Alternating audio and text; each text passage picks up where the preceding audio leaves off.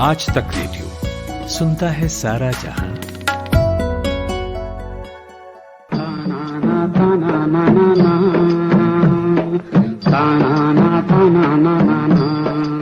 मैं नाटक लिखता हूँ। एक नाटक जिंदा होता है सिर्फ रंगमंच पर जब उसे खेला जाता है। उसके लिए नाटक को एक लंबा सफर तय करना पड़ता है। उसे निर्देशक, कलाकार, रंगकर्मी री इंटरप्रेट करते हैं। नाटक इन सब लोगों का क्रिएशन होता है। गिरीश कर्नाड, बहुमुखी प्रतिभा, एक ऐसा अजीम कलाकार जिसे याद करने की अपनी अपनी वजहें हैं। लंदन में जब गिरीश कर्नाड नेहरू सेंटर के डायरेक्टर बनकर आए थे तब उनको थोड़ा बहुत नज़दीक से जानने और समझने का मौका मिला। लेकिन यह है कि कौन से गिरीश कर्नाड है जो FTII और नेहरू सेंटर जैसे संस्थान चलाने के लिए मशहूर थे, या वो गिरीश कर्नाड जो भारतीय साहित्य और संस्कृति पर बेहद अधिकार से लिखते थे, या फिर तुगलक और हाय वतन जैसे शाहकार नाटकों के रचयिता कर्नाड, और या फिर फिल्मों में बेहद शानदार किरदार निभाने वाले गिरीश कर्नाड द एक्टर। अपने जीवन के आखिरी दिनों में गिरीश कर्नाड बहुत से लोगों के लिए, करोड़ों लोगों के लिए कुछ भी नहीं थे। वो सिर्फ एक बहादुर एक्टिविस्ट थे और मानवाधिकार प्रेमी थे और लोग उनकी बेइंतहा इज्जत करते थे। ब्रॉडकास्टर परवेज आलम, जिन्होंने लंबा वक्त लंदन में गुजारा और गिरीश कर्नाड को नज़दीक से देखा। इतने मुख्तलिफ अंदाज हैं, हम उन्हें कैसे याद करें। नमस्कार, मेरा नाम है अंजुम शर्मा और इस छोटे से प्रोग्राम में मैं याद करूंगा गिरीश कर्नाड को एक नाटककार के रूप में। आज़ादी के बाद रंगमंच के इतिहास में छठे और 7वें दशक में 4 बड़े नाटककार सामने आते हैं। हिंदी में मोहन राकेश, बंगाल में बादल सरकार, मराठी में विजय तेंदुलकर और कन्नड़ में गिरीश कर्नाड। एक प्रकार से ये रचनाकार भारत की चारों दिशाओं का प्रतिनिधित्व कर रहे थे। गिरीश कर्नाड ने जिस समय नाटक लिखने की शुरुआत की, उस समय भारतीय रंगमंच की दुनिया में खेले जाने वाले नाटक बेहद कम थे। ऐसे में गिरीश कर्नाड ने अपना पहला नाटक ययाति वर्ष 1961 में लिखा। उस समय वे रोड्स स्कॉलर के तौर पर ऑक्सफोर्ड विश्वविद्यालय में पढ़ाई कर रहे थे। उसके 3 साल बाद महज 26 साल की उम्र में उन्होंने रंगमंच की दुनिया को वो नाटक दिया जिसे भारतीय ही नहीं विदेशी भाषाओं में भी खूब खेला गया, तुगलक।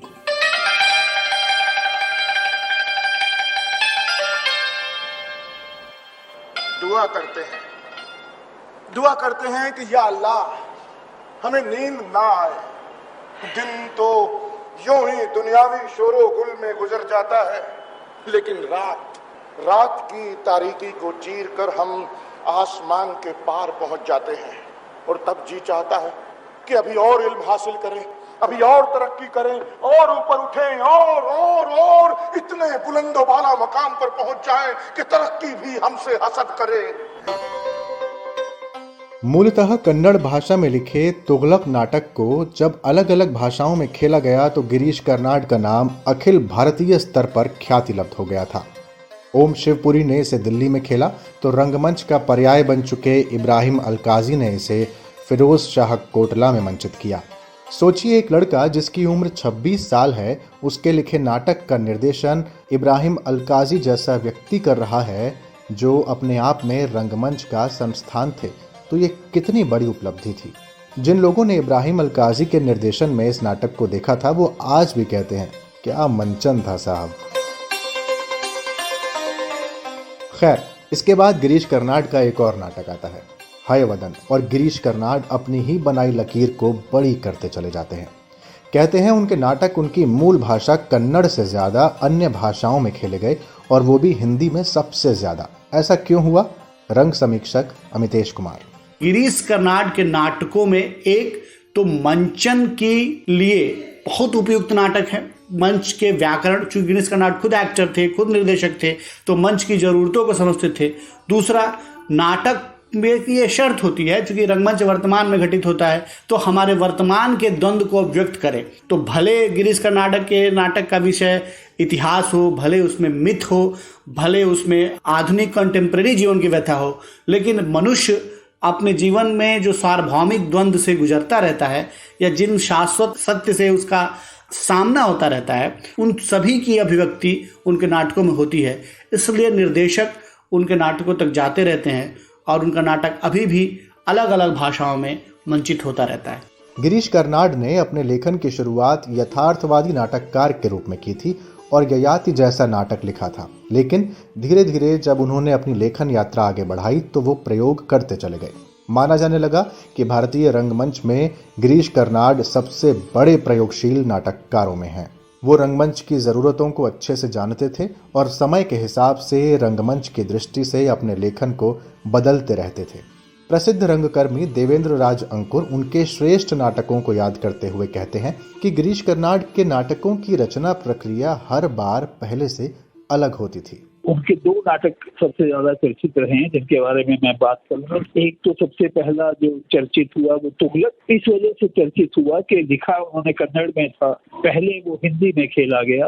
राष्ट्रीय नाट्य विद्यालय ने 1966 में उसको खेला और तब लोगों के सामने आया कि तुगलक एक ऐतिहासिक चरित्र होते हुए भी एक समकालीन राजनीतिक नायक का प्रतिनिधित्व है। खास तौर पर लोग उसको नेहरू के साथ जोड़ते हैं कि किस तरह से एक आदमी सपने देखता है और वो सपने उसके टूटते चले जाते हैं और आखिर में वो अकेला होता जाता है। और फिर दूसरा उन्होंने अग्नि और बरखा नाम का नाटक लिखा कि एक तरफ हम आधुनिक होने की बात करते हैं और दूसरी तरफ हम उसी तरह के कर्म कांडों में उलझे हुए हैं कि हवन करने से बारिश आ जाएगी और ये सारी चीजें। एक तरह का अंतर विरोध इस नाटक में जो दिखाई दिया, ये लगभग सब जगह खेला गया। और एक तीसरा हाइवदन जो मैं समझता हूँ कि हर भाषा में खेला गया। और तीनों नाटक इसलिए भी मशहूर हैं कि तीनों में शिल्प के स्तर पर, रचना प्रक्रिया के स्तर पर उन्होंने हर एक में एक अलग शैली को अपनाया। देवेंद्र राज अंकुर जिस अग्नि और बरखा नाटक की बात कर रहे थे, दरअसल गिरीश कर्नाड ने उसे लंदन के एक थिएटर के लिए रेजिडेंट प्लेराइट के रूप में लिखा था। गिरीश कर्नाड बहुभाषी थे।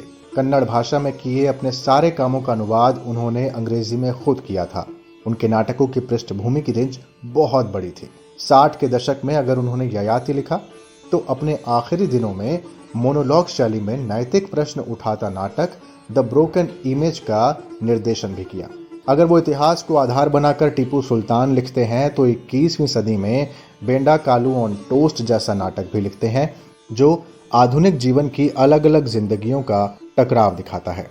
इतिहास को लेकर इन्होंने नाटक लिखा और इतिहास और मिथ को लेकर नाटक लिखा, जिसको लेकर निर्देशकों के बीच में भारत में दिलचस्पी रही है पेश करने की।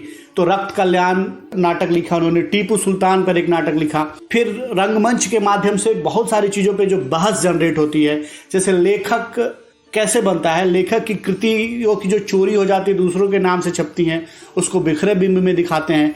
हिंसा जो मानस में होती है और हिंसा जो कृत्य के रूप में संभव होती है, उसकी बहस ये बलि में दिखाते हैं। तो इनके नाटक हर 60 के बाद से लेकर अब तक हर शहर के निर्देशक को, हर भाषा के निर्देशक को अपनी ओर आकर्षित करते रहता है। अमितेश कुमार। जैसा कि शुरुआत में हमने आपको बताया कि गिरीश कर्नाड की प्रतिभा का फलक बहुत विस्तृत था। ज्ञानपीठ और पद्म भूषण जैसे सम्मानों से विभूषित गिरीश कर्नाड के केवल एक रंग को हमने आज छूने की कोशिश की, लेकिन उनकी ख्याति एक अभिनेता के तौर पर भी काफी रही। स्वामी और मंथन जैसी फिल्में शायद ही कोई भूल सका हो, और मालगुडी डेज मुझ जैसों के लिए तो वो नॉस्टैल्जिया है। आज की पीढ़ी उन्हें एक था टाइगर और टाइगर जिंदा है जैसी फिल्मों में की अभिनय से खूब पहचानती है। इसके अलावा एक निर्देशक, पटकथा लेखक, प्रशासक और एक्टिविस्ट के तौर पर भी वे काफी मुखर रहे। गिरीश कर्नाड हर क्षेत्र में रचनात्मक रहे, वैचारिक रहे, स्पष्टवादी रहे और सेलिब्रिटी होने के बावजूद हमेशा कहते रहे, मैं एक नाटककार हूँ। मेरो गाम काठा पारे जा, दूध की नदिया वाहे जा, कोयल डोको गाए, मारे घर अंगना ना भूलो ना, मारे घर अंगना ना भूलो ना। आपको हमारा ये पॉडकास्ट कैसा लगा? आप अपना फीडबैक हमें ईमेल कर सकते हैं। हमारा ईमेल पता है radio@aajtak.com। अगली प्रस्तुति के साथ फिर हाजिर होंगे। तब तक के लिए मुझे यानी अंजुम शर्मा और मेरे साथी तिलक को दीजिए इजाजत। नमस्कार।